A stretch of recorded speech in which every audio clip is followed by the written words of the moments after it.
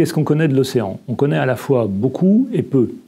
On connaît beaucoup parce que ça fait pas mal d'années que des chercheurs s'intéressent à ce qu'est l'océan, essayent de comprendre ce qu'est l'océan à travers son fonctionnement physico-chimique ou à travers la vie qu'il héberge. Et puis on se rend compte qu'on en connaît finalement assez peu, parce que c'est un monde qui ne nous est pas familier, c'est pas si simple que ça d'aller voir ce qui se passe dans l'océan, c'est un monde qui est peu familier, et les recherches qu'on a pu faire dernièrement nous ont aidé à prendre une mesure de notre ignorance en quelque sorte. Avant on ne savait pas qu'on ne savait pas, maintenant on sait à peu près qu'on ne sait pas. Et un exemple emblématique, ça a été ce qu'a fait la goélette Tara il y a une dizaine d'années. Elle a fait un tour du monde, elle a navigué un petit peu partout, elle a récupéré des seaux d'eau, entre guillemets, donc avec des systèmes de bouteilles qui permettent de récupérer de l'eau à différentes profondeurs. Puis ils ont regardé ce qu'il y avait dans cette eau. Et ils se sont rendus compte qu'il y avait des milliers, des dizaines de milliers de micro-organismes qu'on ne connaissait pas et qui étaient dans tous ces endroits de l'océan mondial. Et qu'est-ce que ça veut dire, ça ? Ça veut dire finalement qu'on ne sait pas très bien comment fonctionne l'océan, puisque tous ces organismes nous avaient échappé. Alors ils sont tout petits, certes, mais ils sont déjà assez compliqués. C'est ce qu'on appelle des eucaryotes unicellulaires. Eucaryotes, donc des cellules qui ont un noyau, avec un certain nombre d'organites autour du noyau, qui font qu'il y a une complexité, il y a une physiologie, il y a un fonctionnement de cette cellule qui est déjà assez complexe, mais ils sont unicellulaires, ils sont donc tout petits et microscopiques. Et il y en a à peu près, ils en ont identifié 150 000 différentes espèces. C'est gigantesque par rapport à ce qu'on connaissait de l'océan. Et ça, pour moi, c'est vraiment illustratif de ce qu'on ne connaît pas de l'océan, de ce qu'on ne connaît pas encore de l'océan. Et c'est pour ça qu'il faut encore continuer les recherches dans le domaine de l'océan. Aujourd'hui, en observant l'océan, on se rend compte qu'il est sous pression. Il y a un certain nombre de pressions qui s'exercent sur l'océan, qu'on connaît bien, et qui s'exercent aussi sur la vie qui est dans l'océan. Donc les scientifiques voient ça. Ils arrivent à apprécier aussi un petit peu l'ampleur de ce que ça représente. Je vais prendre un seul exemple, qui est ce qu'on appelle l'acidification de l'océan, qui est le fait que l'océan, son pH baisse de plus en plus, et que ça a des impacts notamment sur le développement larvaire d'un certain nombre d'organismes qui risquent d'être moins abondants, voire pour certaines espèces de s'éteindre. Donc on est dans ce système-là. Les scientifiques voient un petit peu ce qui se passe, qui est au-delà de la surface, parce que le grand public, lui, voit la surface de l'océan, et il ne se rend pas forcément compte de ce qui arrive à l'océan. Alors le grand public, de quoi il se rend compte? Il se rend compte que quand il y a des grosses tempêtes, et il y en a de plus en plus, le littoral est sous tension, et il se dit, bon, la maison que j'ai là sur le bassin d'Arcachon, combien de temps elle va tenir? Le grand public, il se rend compte qu'il peut y avoir de la surpêche, et qu'il y a eu le problème du thon rouge en Méditerranée. Bon, ils sont revenus, on a mis un moratoire en place, ils sont revenus, bon, très bien. Il se rend compte qu'il y a, au-delà de cette surpêche, il y a des continents de plastique dont il a entendu parler. Mais au-delà de ça, il ne voit pas à quel point des grands cycles biogéochimiques peuvent être perturbés. Il ne voit pas à quel point il peut y avoir des impacts dans les grands fonds océaniques, au-delà de 2000, 3000, 4000 mètres de profondeur. Donc ça, les scientifiques commencent à le percevoir. Et ils savent qu'il va y avoir des problèmes à terme. Après, il faut que tout le monde en prenne conscience. Ce qui n'est pas évident quand on est un animal terrestre qui a l'habitude de gambader sur les continents et de ne pas mettre son nez dans l'eau.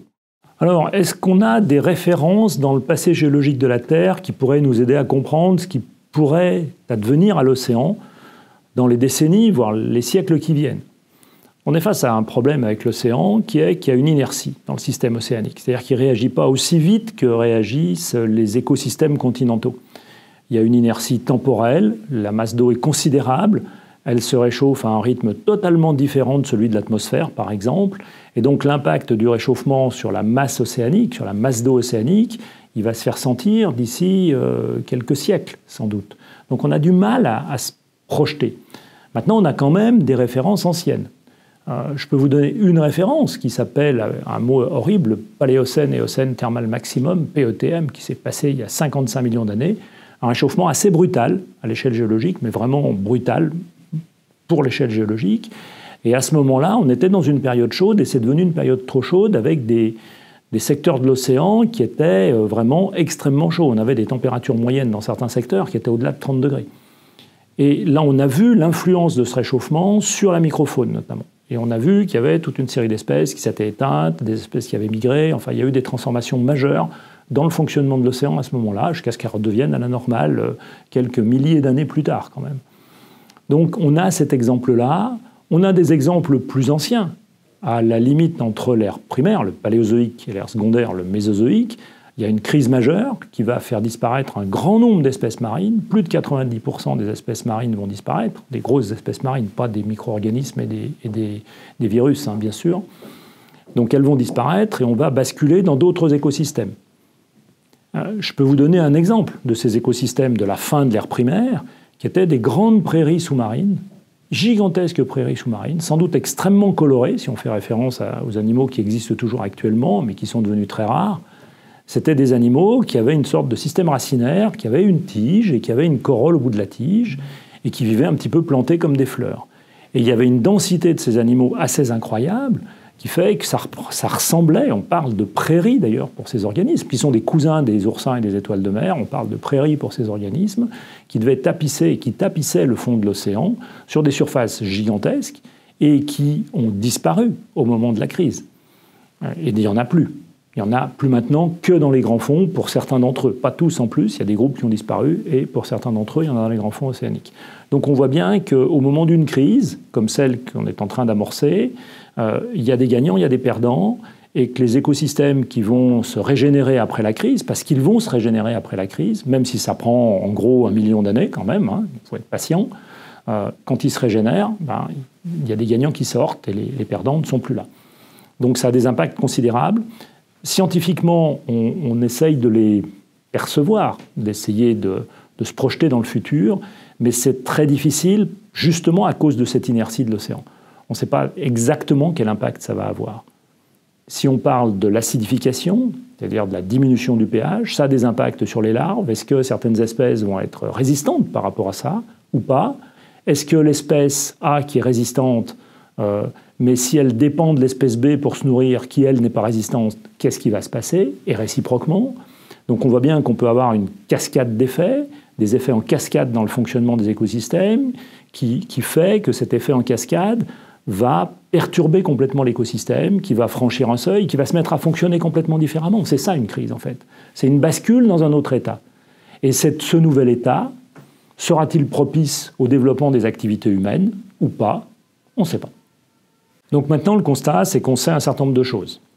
On sait que nos activités humaines, anthropiques au sens large, ont une incidence sur le fonctionnement de l'océan. Même si on ne perçoit pas dans le détail ce qui va se passer ou ce qui pourrait se passer, on sait que ça a une incidence. Et on sait que cette incidence, elle va s'inscrire sur un temps long, avec une déstabilisation qui sera assez longue, ce qu'on peut considérer comme rassurant, mais un retour à l'équilibre qui sera également très long, ce qui n'est pas très rassurant si on a envie de revenir à un équilibre antérieur. Donc, il y a une grosse prise de risque. Et ces activités, ce qu'il y a de pernicieux, c'est que justement, on n'en voit pas les effets immédiats. Et donc, on a l'impression que tout va bien. À part les continents de plastique que j'évoquais précédemment, on a l'impression que tout va bien. Et en fait, ça va sans doute pas si bien que ça.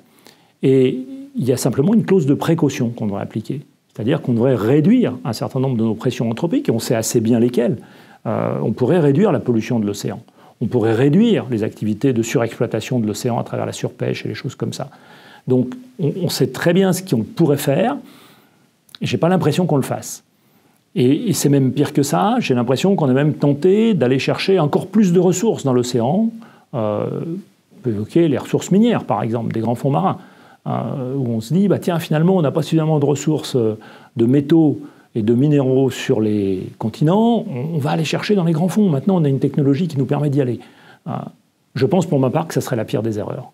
Parce que ça serait une fuite en avant, de manière assez inconséquente, sans savoir et sans vraiment prendre la mesure de l'impact de telles activités sur le fonctionnement même de l'océan.